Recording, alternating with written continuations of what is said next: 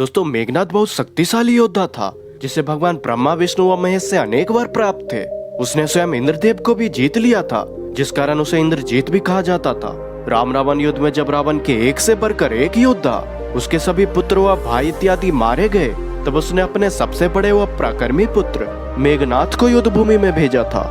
अपने प्रथम युद्ध में मेघनाद ने नागपाश बाण की सहायता से भगवान श्री राम व लक्ष्मण को उसमें बांध दिया था। इस नागपाश से उन्हें मुक्ति स्वयं गरुड़ देवता ने आकर दिलाई थी। द्वितीय युद्ध में मेघनाद अपनी मायावी शक्तियों के कारण लक्ष्मण पर भारी पड़ रहा था। वह आकाश मार्ग से उन पर प्रहार कर रहा था।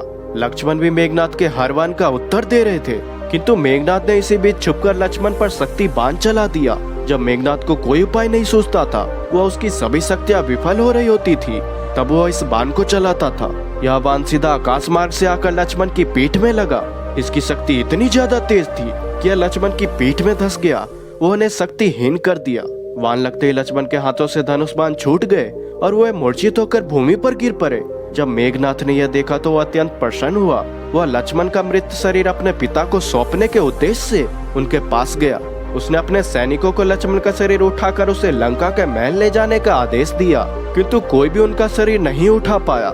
यह देखकर स्वयं मेघनाद उनका शरीर उठाने के लिए आगे आया, किंतु अपनी पूरी शक्ति लगाने के पश्चात भी वह लक्ष्मण को उठा नहीं पाया।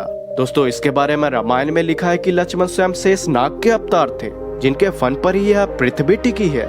शेषनाग अपने आकार में इतने विशाल है कि उनका भार किसी सामान्य व्यक्ति के द्वारा उठाना असंभव है। जब लक्ष्मण मूर्छित होकर धरती पर गिर पड़े तो उनका शरीर का सारा भार धरती पर आ गया था, जिसे उठा पाना मेघनाद के लिए संभव नहीं था।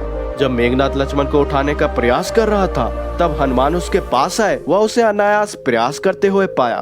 उन्होंने मेघनाद को धक्का मारकर गिरा दिया। वह लक्ष्मण के शरीर को अपने कंधे पर उठाकर तीव्र गति से हवा में उड़ गए और युद्ध भूमि से बाहर चले गए। दोस्तों यदि मेघनाद लक्ष्मण को युद्ध भूमि से राजमहल में ले जाने में सक्षम हो जाता तो शायद ही उनका जीवन बच पाता, किंतु स्वयं शेषनाग को उठाना उसके बस में नहीं था। दोस्तों आशा करता हूँ कि ये कहानी आपको जरूर पसंद आई होगी। तो मिलते हैं दोस्तों अगली वीडियो में, तब तक के लिए जय श्री राम।